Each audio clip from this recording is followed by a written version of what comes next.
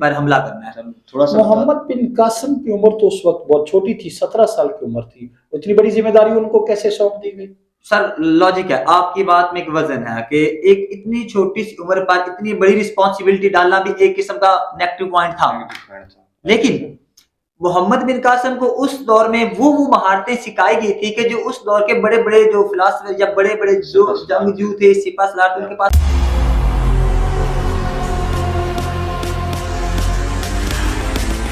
بسم اللہ الرحمن الرحیم. ناظرین، آج ہمارے ساتھ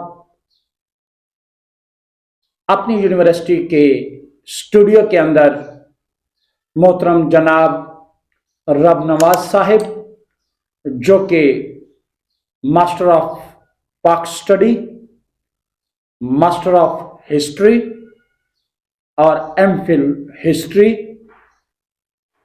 موجود ہیں، جو کہ گورنمنٹ کالج بھاگٹا والا میں بطور لیکچرر اپنے فرائض سر انجام دے رہے ہیں.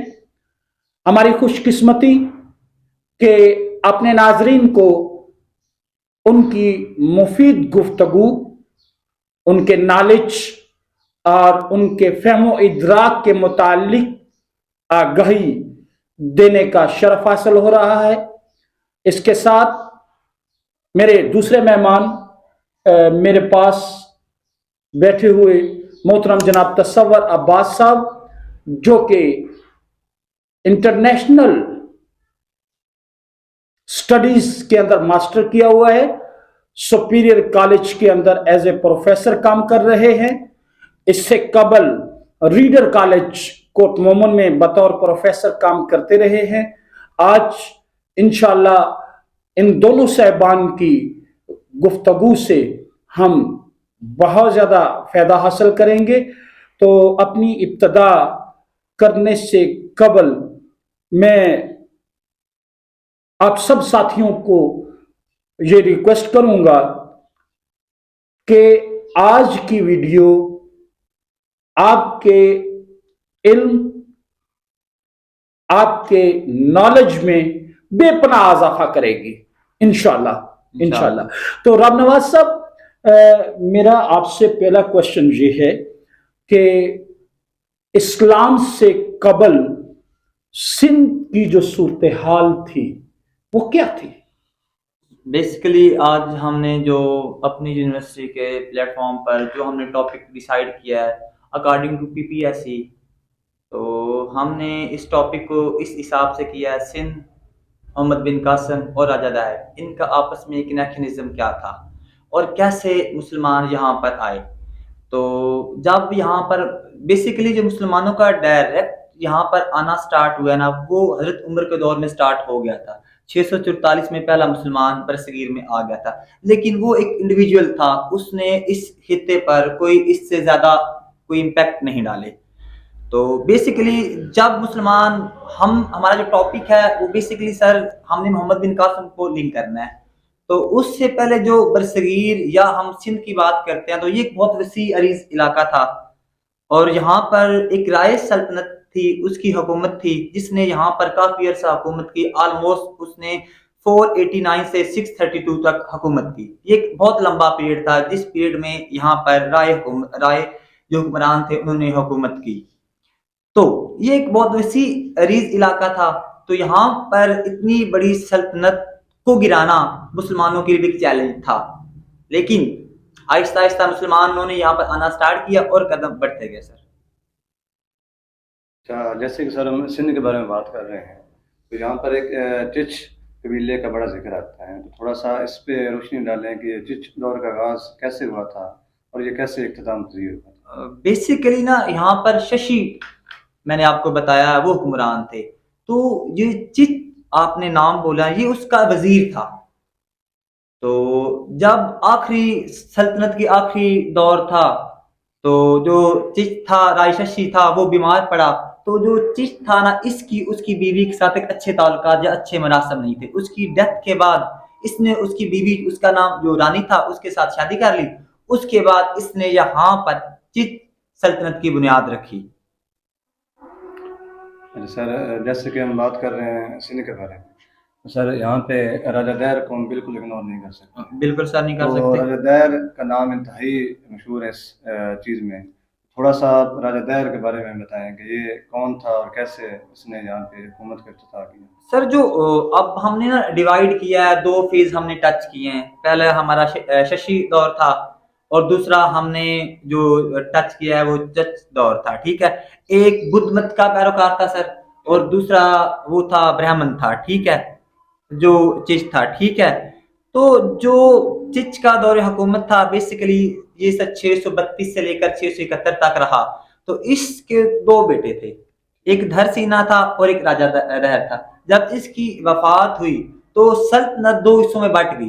ایک حصے کو در سینا نے اڈاپٹ کر لیا، اور دوسرے حصے پر راجہ دہر نے اپنی حکومت سٹارٹ کر دی. ٹھیک ہے، اس سے راجہ دہر بیسیکلی 679 میں پیدا ہوا ہے، اور اس نے جو حکومت سندھ پر کی ہے نا 699 سے لے کر 712 تک کی ہے. یہ راجہ دہر کا. اور بیسیکلی ہم راجہ دہر کو کیوں زیادہ امپورٹنس دیتے ہیں؟ کیونکہ اسی کے دور میں یہاں پر اسلام کا دائرہ کار بڑھا، یہاں پر مسلمان آنا سٹارٹ ہوئے، یہاں پر جنگ ہوئی، یہاں پر مسلمانوں نے اس وسیع ریز علاقے پر قبضہ کیا. وہ کون سے وجوہات تھے جن کی وجہ سے راجہ دہر مجبور ہو گیا اور مسلمان یہاں پر آنا شروع ہو گئے، یا مسلمانوں نے سندھ کے اوپر آ کر حملہ کیا؟ بیسیکلی ایک سرندیپ، ایک جزیرہ نما ایک علاقہ تھا، سری لنکا کے ساتھ اسے گنا جاتا ہے.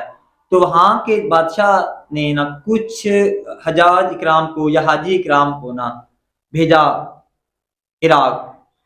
تو اس میں کافی جو تھی جو لوازمات یا گفٹ تھے اس کے عراق کے حکمرانوں کے لیے. تو وہ جو جہاز تھا انسیڈنٹلی وہ مکران کوسٹر پر چڑھ گیا، اور یہاں سے جو مقامی لٹیرے تھے سندھ کے، انہوں نے اس جہاز کو قیدی بنا لیا، اور اس میں جتنے بھی بندے تھے انہیں قید کر لیا. ان کے قید کرنے سے اس جہاز میں ایک بندہ بھاگا اور وہ عراق پہنچا. عراق کا گورنر تھا جو حجاج بن یوسف تھا. تو اس نے کہا کہ وہاں ایک عورت تھی جس کا نام تھا نہید، وہ آپ کو مدد کے لیے پکار رہی تھی. اب اس میں بھی سر دو کنسیپٹ ہیں. کنسیپٹ 1 کیا ہے؟ یہاں پر 695 سے لے کر 705 تک عبد المالک کی حکومت تھی، اور 705 کے دوران ہی اس جہاز کو انسیڈنٹ پیش آیا. تو عبد المالک نے وہاں کوئی ہیلپ کے لیے حجاج بن یوسف کو کوئی موٹیویٹ نہیں کیا. ٹھیک ہے، جب حکومت تبدیل ہوتی ہے اس کا بیٹا آتا ہے. تو جب اس کا بیٹا ولید بن مالک حکومت میں آتا ہے، اس کا جو پیریڈ تھا 705 سے لے کر 715 تک تھا. جب وہ حکومت میں آتا ہے تو اس نے ایک لشکر عبداللہ بن نیان کی قیادت میں 12,000 تقریباً اس میں بندے تھے، انہوں نے سندھ پر حملہ کر دیا. لیکن یہ حملہ 711 میں ہوا. اس حملے میں عبداللہ بن نیان کو قتل کر دیا گیا، اور یہ لشکر مسلمانوں کا نامکمل اور شکست خوردہ ہو کر واپس پہنچا. اچھا رب نواز صاحب. جی سر. سوال میرا آپ سے یہ ہے کہ سندھ میں اسلام کا ظہور کیسے ہوا اور اس کا پرچم یہاں پہ کون لے کے آیا؟ سر بیسیکلی میں نے پہلے بھی آپ کو بتایا کہ ایک لشکر جو بھیجا گیا تھا عبداللہ بن نیان کی قیادت میں، اسے یہاں پر مار پڑ گئی. ٹھیک ہے، یہاں پر راجہ دہر نے اسے شکست دے دی. اب ظاہر سی بات ہے مسلمانوں کو بھی اب یہ انا کا مسئلہ تھا. امیت ڈائنسٹی تھی جو 661 سے لے کر 750 آنورڈ چلتی آئی ہے. تو وہاں کے گورنر تھے عراق کے حجاج بن یوسف. تو اس نے پھر کہا کہ اب اس کا بدلہ میرے گھر سے ہی جائے گا. اس نے اپنا بھتیجا محمد بن قاسم، اب محمد بن قاسم کو اس نے تیار کیا کہ آپ نے بر صغیر یا سندھ پر حملہ کرنا ہے. تھوڑا سا محمد بن قاسم کی عمر تو اس وقت بہت چھوٹی تھی، 17 سال کی عمر تھی. اتنی بڑی ذمہ داری ان کو کیسے سونپ دی گئی؟ سر لاجک ہے، آپ کی بات میں ایک وزن ہے کہ ایک اتنی چھوٹی سی عمر پر اتنی بڑی رسپانسبلٹی ڈالنا بھی ایک قسم کا نیگیٹو پوائنٹ تھا. لیکن محمد بن قاسم کو اس دور میں وہ مہارتیں سکھائی گئی تھی کہ جو اس دور کے بڑے بڑے جو فلاسفر یا بڑے بڑے جو جنگجو تھے، سپاہ سالار ان کے پاس نہیں تھی. آپ کہہ سکتے ہو کہ نیچرل ٹیلنٹ تھا، اللہ تعالیٰ نے انہیں قدرتی صلاحیتیں دی ہوئی تھی، انہوں نے یوٹیلائز کیا. اور آپ دیکھیں نا اللہ تعالیٰ نے انہیں کے ہاتھوں پھر سندھ کو فتح بھی کروایا. سندھ میں جو پرچم تھا سر تصور صاحب، آپ دیکھیں نا ایک 17 سال کے بچے نے، آپ بچے کہہ سکتے ہو 17 سال کیا عمر ہے، ایک 17 سال کے جوان نے اس نے پرچم کو بلند کر دیا ادھر آ کر. تو راجہ دہر ایک بہت زیادہ طاقتور حکمران تھا، اور یہ سارا کچھ کیسے ممکن ہو گیا؟ سر طاقت ہر چیز ہر مسئلے کا حل نہیں ہوتی. طاقت سے زیادہ ٹیلنٹ یا آپ کی ٹیکنیکس بیٹر کرتی ہے. مسلمان اگر آپ مسلمانوں کا دور دیکھیں نا، یہ شروع ہی سے کمال کے جنگجو تھے. ان میں جو طاقت تھی برداشت کرنے کی یا چیزوں کو سروائیو کرنے کی، لیڈ کرنے کی تھی نا، باقی آپ پوری دنیا میں انہوں نے اسلام کا جھنڈا گاڑا ہے تو کس ایک کوئی نہ کوئی تو پلس پوائنٹ تھا نا کہ انہوں نے دنیا میں اسلام کو پھیلایا ہے. آپ دیکھیں حضرت عمر کے دور میں اسلام کو 22 لاکھ مربع میل تک پھیلا ہوا تھا. کیسے اتنا پھیل گیا تھا؟ تو یہ بتائیں کہ محمد بن قاسم کی اسٹریٹجی کیا تھی؟ کس طرح؟ بیسیکلی اب محمد بن قاسم نے نا جو جب آیا اس نے دیبل کی بندرگاہ پر حملہ کر دیا اور وہاں کے جو جہاز تھا اسے چھڑوایا، جو قیدی تھے انہیں رہا کیا. اس کے بعد اس نے جو راجہ دہر تھا اس نے، ہمارا اسلام کا بھی فریضہ ہے کہ جب ہم جنگ کرتے ہیں نا، ہم دشمن کو نا اطاعت کی نا دعوت دیتے ہیں. تو محمد بن قاسم نے بھی ایسا کیا، لیکن اس سے خمار تھا اپنی فوجوں کا. اس کے پاس 30,000 پیدل اور آلموسٹ 10,000 گھڑ سوار تھی. پیدل وہ فوج ہوتی ہے بیسیکلی فوج میں جو پیدل چلتی ہے گھڑ سوار کے ساتھ ساتھ. گھڑ سوار کسی اس دور میں سب سے زیادہ اتھینٹک اور سب سے زیادہ چلاک جو فوج ہوتی تھی وہ گھڑ سوار ہوتی تھی، اور کسی بھی فوج کی کمان گھڑ سوار کی ہی ڈیپینڈ کرتی تھی وہ کس لیول کے ہیں. لیکن یہاں پر ان کا مقابلہ تھا مسلمانوں کے ساتھ، اور مسلمانوں کے بھی اس لیڈر کے ساتھ جو چھوٹی سی عمر میں آ کر اس کی اتنی ٹیکنیکس تھی کہ اس نے اپنی ٹیکنیک کی بدولت ہی راجہ دہر کو 20 جولائی 715 کو شکست دے دی دیبل کے مقام پر.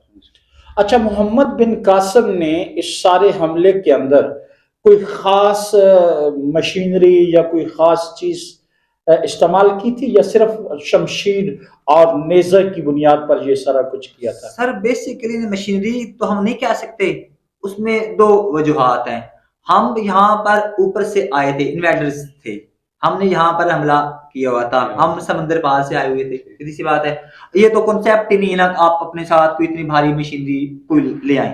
لیکن جو مشینری کا بھی استعمال ہوا ہے نا، اب گولے وغیرہ کا جو گولا پھینکا گیا وہ بھی 15ویں صدی 14ویں صدی میں لگ بھگ استعمال ہوا. اس وقت اس چیزوں کا اتنا ٹرینڈ سیٹر نہیں تھا. بیسیکلی شمشیر یا آپ کا نیزے یا آپ کے گھوڑ یا پیدل، انہیں کی وہ طاقت کی بدولت ہی آپ نے جہاں بھی حکومت کرنی تھی. اس کے علاوہ آپشن بھی نہیں تھا. آپ کے پاس لوہا تھا لیکن لوہے میں کوئی موڈیفیکیشن نہیں تھی. اور میرا خیال ہے کہ سب سے زیادہ اس میں جذبہ ایمانی بھی شامل تھا. سارے وہ ہمارے ایمان کی علامت ہے. ہمارا ایمان ہے کہ ہر چیز اللہ کی مدد سے ہوتی ہے. انسان تو جس وسیلہ ہے، وسیلے کے بعد تو کچھ نہیں نہ ہوتا. محمد بن قاسم نے جب دیبل کو فتح کر لیا، سندھ کے اوپر اس نے حکومت کرنا شروع کی، تو وہ کس انداز میں انہوں نے جو حکومت کی داغ بیل ڈالی تھی؟ ایک بہت ہی نہایت ہی فلیکسیبل حکومت تھی. کسی پر زور زبردستی سر نہیں کی گئی. ہر کو ایک موٹیفیکیشن، ایک پلان کے ساتھ اس کو آزادی تھی کہ وہ اپنی مرضی سے لائف کو سروائیو کر سکتا تھا. ٹھیک ہے، اسلام کو ظاہر سی بات ہے اسلام تو پھیلنا تھا، مورل ویلیوز کو ہم نے اسلام کو سر یہاں بھی کنسیپٹ پیدا ہوتا ہے نا، لوگ کہتے ہیں اسلام تلوار کی بیس پر پھیلا ہے، غلط ہے نا. ہم نے تو اسلام کو ایتھکس کی بیس پر پھیلایا ہے، اپنے مورل ویلیو کی بیس پر پھیلایا ہے. ہم نے ایک ٹرینڈ سیٹ کیا ہے، ہم نے اسے امپلیمنٹیشن خود پر کی ہے نا، دین جب اسلام پھیلا ہے. اسلام ایسے تو نہیں نا پھیلا. اور بیسیکلی جب 712 میں فتح ہوئی تو آپ نے اس پر گزارا نہیں کیا. محمد بن قاسم نے 714 میں آپ نے ملتان کو فتح کر لیا، اور یہاں پر پھر آلموسٹ 715 میں جب آپ کو ریٹرن واپس جانا پڑا تو یہاں پر بھی تھوڑا سا مسلمانوں کے آپس میں بھی آپ کہہ لو تضاد تھے. وہاں پر حکومت چینج ہوتی ہے اور محمد سلمان بن عبد المالک حکومت بنتا ہے، اور اس کے اور حجاج کے سر آپس میں نا جو ریلیشن تھے نا، that was not a cordial relation، آپس میں خراب تھے. اس نے واپس بلا لیا اور اسے عراق کی ایک جیل میں قید کروا دیا. اور یہ ہمارا ایک جوان، ایک بہادر، آئی تھنک مجھے لگتا ہے اگر یہ زندہ رہتا، یہ اپنی جوانی 50-60 سال جی جاتا تو اسلام نے پتہ کہاں تک جانا. سر ایک میرا ایک سوال ہے جی سر، کہ محمد بن قاسم کے علاوہ کون سے ایسے حملہ آور تھے جنہوں نے سندھ پہ حملہ کیا تھا؟ ان کے علاوہ تھے کچھ؟ سر کافی تھے. آپ گھوری سلطنت کو دیکھ لیں, اچھا آپ غزنہ سلطنت کو دیکھ لیں, آپ غلامہ سلطنت کو دیکھ لیں, آپ جب مغل آئے ہیں انہیں دیکھ لیں. ایون کہ آپ آگے چلتے ہیں 18ویں صدی میں تو یہاں پر بے جا 1843 میں گوروں نے بھی یہاں پر قبضہ کرنے کی کوشش کی ہے, ایسٹ انڈیا کمپنی نے, حالانکہ مداخلت بنتی بھی نہیں تھی.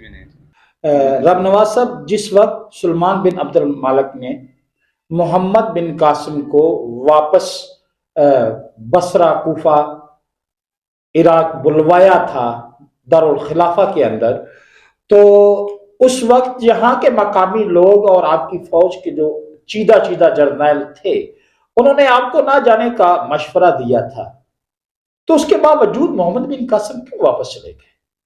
سر آپ کا کویشچن ایک باقاعدہ گہرائی والا کویشچن ہے, اتھینٹک کویشچن ہے کہ سارے سرکمسٹانسز ہوتے ہوئے بھی آپ نے ایک علاقے کو فتح بھی کر لیا, آپ وہاں حکمران بھی بن گئے, گورنر بھی بن گئے, تو کیا وجوہات تھی آپ کیوں واپس گئے؟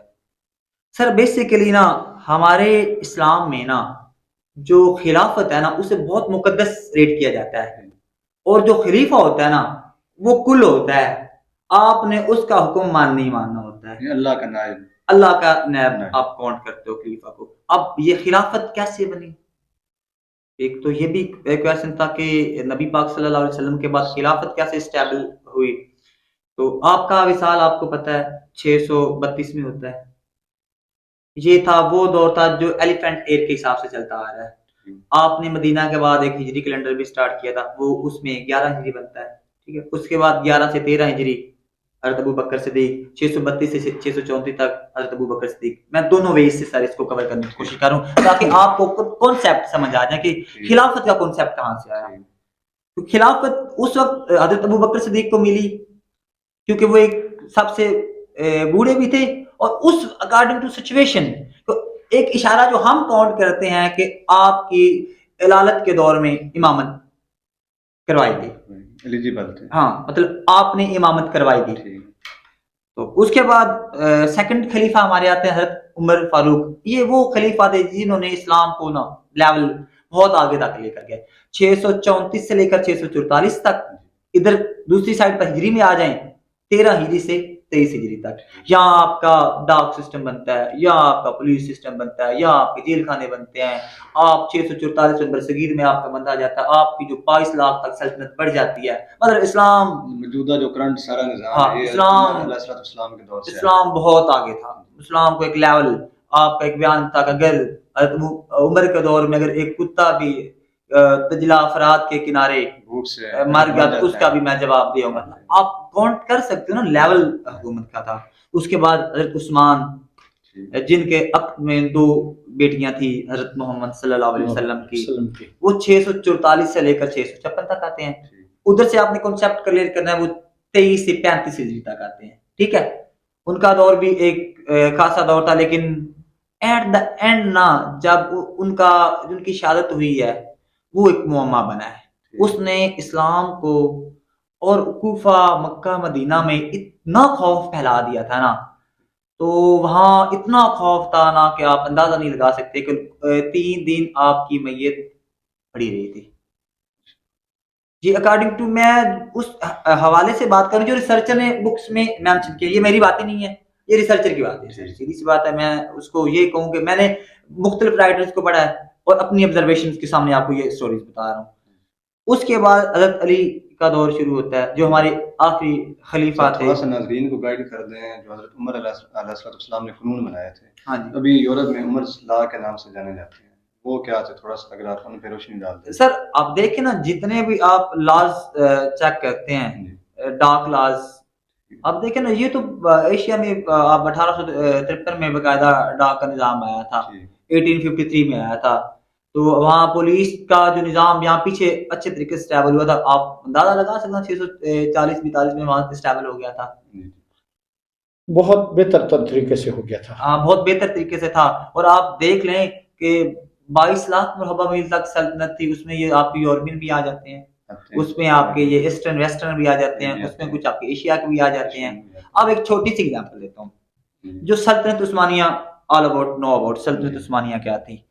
اس میں اتنی بڑی یہ سلطنت تھی. یہ بیسیکلی سلطنت عثمانیہ وہی خلافت کی ڈور ہے نا, خلافت کا. ہاں, وہی کنسیپٹ دنیا چلا کا آ رہا ہے نا مطلب خلافت کا. کیا ہے. تو یہ اس وقت اس میں 75 ممالک تھے, اچھا.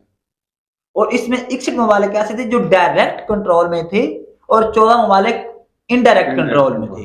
مطلب آپ اندازہ لگا سکتے ہیں کہ خلافت کتنی بڑی تھی. اور انہیں پھر 1924 5 مارچ 4 مارچ 1924 میں اسے ختم کی گئی ہے.